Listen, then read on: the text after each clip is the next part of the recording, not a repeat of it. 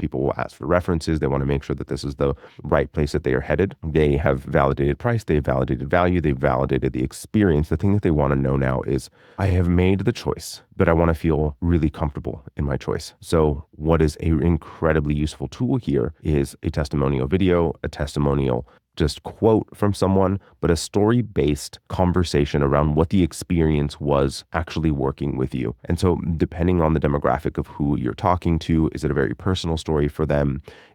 And you should have several of these testimonial videos that allows for you to like have the archetype of the person that you're talking to, because even within your ICP, there's different archetypes of different types of people within that ICP that allow for you to have a story being told that's ideally similar to the person that you're talking to.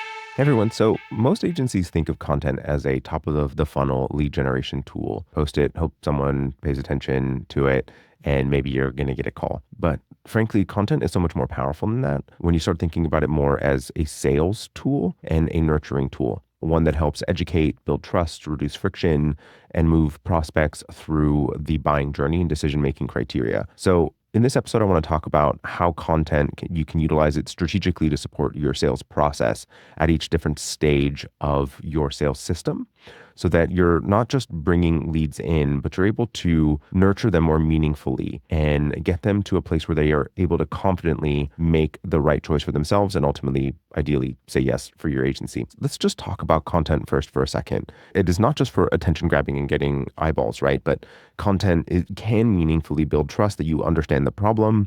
It can create clarity of here's the solution, the pathway to do so. It can create greater confidence with an understanding of here's how it's been done in the past. Here's the number of times we've seen this happen. Here's the statistical information that allows for things to be clearer. And your content, when being utilized by your sales team, can create for your experience. So the reality of the world, for most of you at least, is that you as the agency owner have an incredible amount of experience, 10, 20, 30 years worth of experience in those that you serve. And because of that, you have an inordinate amount of knowledge that is allowing for you to be able to build trust with people in a sales conversation. And when you're not in the room, it actually creates some value loss in that conversation. And so how do we actually ensure that that happens appropriately? And as we all know, we have people that come in that are problem aware, that come in solution aware, that in these different places of where they are in their own journey of determining what is the best pathway forward for them.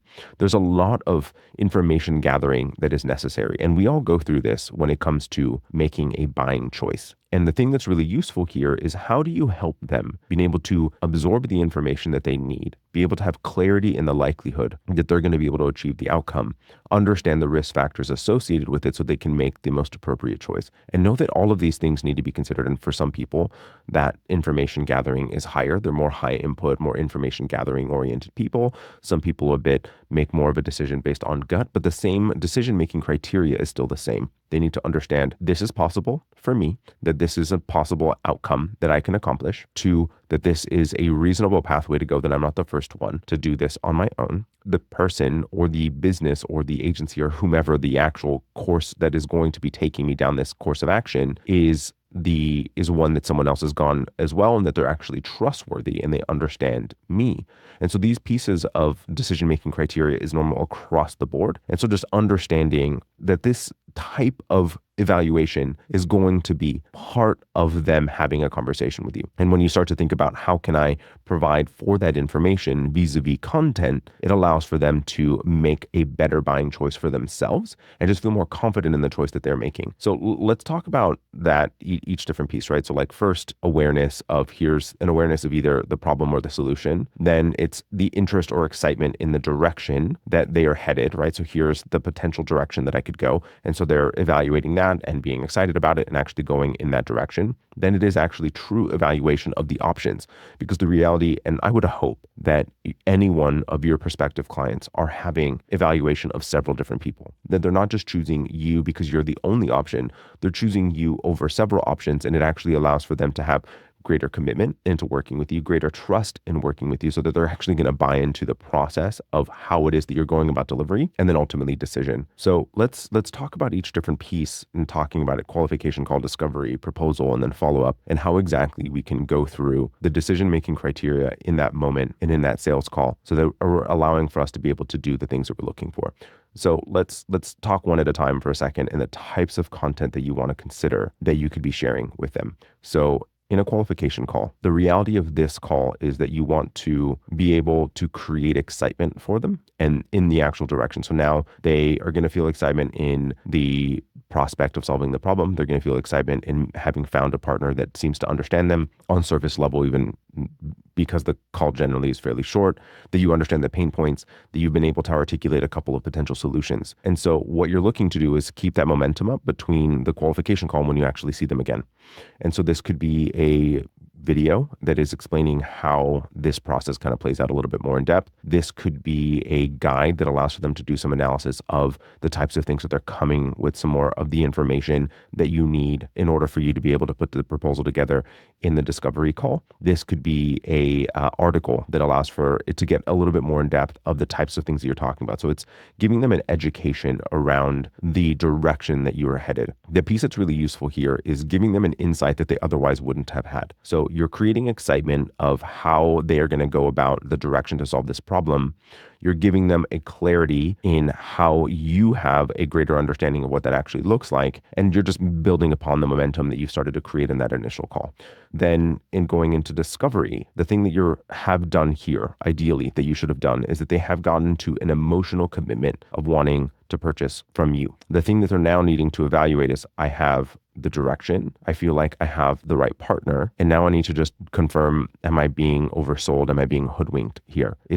How do I confirm and how do I feel more secure in the emotional decision that I've already made? And so that's the objective of the discovery calls: an emotional commitment, conceptual buy-in to buying this. They still don't even know the price, but they are feeling rather confident that this is the right direction. And so the thing that I like to use here is talking through, there's largely two things that you would use here. It's going to be a case study. So it could be a PDF, it could be a website link, it could be one of those pieces, or it can be a piece of content that is following a case study format that is like a third-party sell. So the case study is particularly useful here because the reality is that people buy from and buy things that they feel secure in the direction. So what they want to know is, has this person actually done this thing before? How can I confirm that they've done this before in a similar scenario? And the way that most people connect to it is through and vis-a-vis someone else. And I know that I've said this several times in the podcast before, but one of the most successful campaigns ever done was of the Apple iPod when they had the silhouetted version. So they saw someone dancing, enjoying music, which is a very common experience for most human beings on the planet. And you're able to put yourself in that scenario. It doesn't matter whether the person had long hair or short hair or whatever.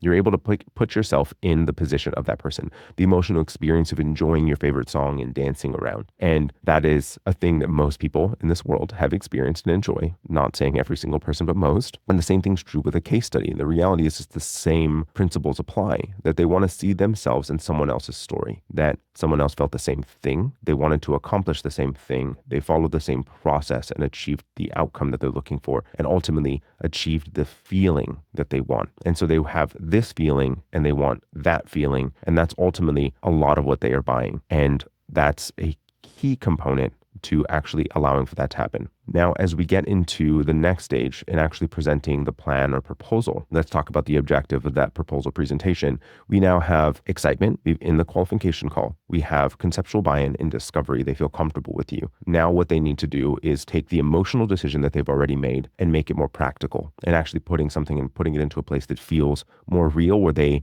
are being logical about it now too, right? So I have the emotional buy, but now I need to have the analytical buy. So how do I go about giving them that? And that's what you're going to do in the actual call. You're going to link the direction to the objective and all of those pieces. But the piece that's really useful here is, now that they have the analytical buy, the emotional buy, and the excitement. The thing that they really want, and what happens in a lot of instances, is people will ask for references. They want to make sure that this is the right place that they are headed. They have validated price, they've validated value, they've validated the experience. The thing that they want to know now is, I have made the choice, but I want to feel really comfortable in my choice. So what is an incredibly useful tool here is a testimonial video, a testimonial just quote from someone, but a story-based conversation around what the experience was actually working with you. And so depending on the demographic of who you're talking to, is it a very personal story for them? Is it, and you should have several of these testimonial videos that allows for you to like have the archetype of the person that you're talking to, because even within your ICP, there's different archetypes of different types of people within that ICP that allow for you to have a story being told that's ideally similar to the person that you're talking to. The outcome is similar, the objective is similar, the thing that you're going to do with them is similar, that you're going to share a video. And a very simple thing to do immediately after the call is, okay, I really enjoyed the conversation. Here's a copy of the proposal or plan or whatever you're calling it. And, I know that this is a very important choice for you, and I want to make sure that you make this choice with all the information possible. We can continue to toot our own horn, but it's not a fun thing for someone to do. So I'd rather share the experience of someone else. Here's a video of someone else talking about their experience working with us. And it just allows for them to gather the information. Here's the thing that I want you to be thinking about throughout all of this, right? Is that it's important to recognize that they are looking through and they are doing this evaluation with or without you. And when thinking about your content as a tool by which to allow for them to evaluate your agency and make the best possible choice, you enter into being part of that conversation that is happening when you're not actually there. And so it allows for you to have impact in their decision-making criteria, their evaluation of picking an agency, by being there separately while they're in their own time and they're in their own evaluation time. And they are going to consume that. And so making sure that you're doing that is like, what is the intentional feeling that they're supposed to walk away from this meeting with? Then what is the piece of content that is going to help them make that evaluation? And then what is going to get them into the next phase of the conversation with the right mindset or information to get there? And so I want you to think through how you can do this in the most meaningful way. There's email templates that make it very similar. There's reminders of sending it out immediately afterwards. Make sure that you are thinking about the content. So each white paper, guide, article is not going to be sent to each person. There should be some component of personalization to it. So here's a list of 10 articles that we've written that are common to the type of person and the types of things that we are doing, that allow for them to make sure that it feels personalized specifically to them. Because what you can actually cause detriment to the sale if you send an article that actually doesn't make sense and is counter to the things that you discussed. It should be in very close alignment to what it is that you're doing. So a couple of things that I want to mention that you do want to make sure that you avoid is, as I was saying, you want to make sure that the content is relevant, that you're not relying upon generic content that doesn't actually speak to the context of that person. And you also don't want it to be overloaded with too much. So if you've got a YouTube video that goes through it, is an easier thing to consume. If you've got a podcast episode where you're a guest, where you're discussing that thing, or you've got your own podcast, it's a fairly easy thing for them to consume.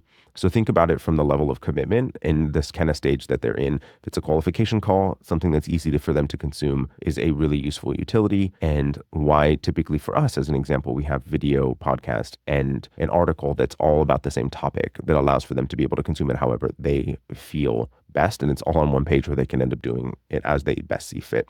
The thing that I want you to leave this conversation about is that I want you to look at how you can create more meaningful belief and trust in them, and know that they have to leave with, will this work for me? Is this worth the investment? Can I trust them? Do they understand the problem? And have they done this before? And in order for anyone to make a buying decision that they feel committed and not have a lot of anxiety around, which is going to create for not the best client relationship if they come into a relationship with a lot of anxiety and mistrust. But if they have each one of those pieces, they're going to come into the relationship trusting you a whole lot more and making the engagement, that process and that project or that retainer so much easier for you. So make sure that you're talking to them, you're giving them that insight, giving them that information so they can properly evaluate exactly how this is going to play out for them. So most agencies, the most effective agencies, are not just creating content for the sake of content. They're utilizing it in the most useful way possible, allowing for it to be both a nurturing tool and an evaluation tool. They're using it as a tool to reduce resistance, build stronger beliefs, and move people through their sales process with confidence. So if you're creating content today, make that content work harder for your agency. Build a system that doesn't just get attention, but it helps you be able to bring in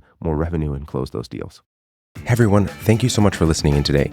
With all of the shifts in the industry, it is easy to feel overwhelmed or unsure of your next move. So I'm not here to try to sell you anything. I just want to give back and guide you through the uncertainty. Whether you're navigating new trends or just need some clarity, we're here to listen and offer advice. Head to creativeagencysuccess.com/chat to book a free 15-minute chat with an agency mentor who can provide you with a fresh perspective. Let's figure out the best steps for your agency's growth together.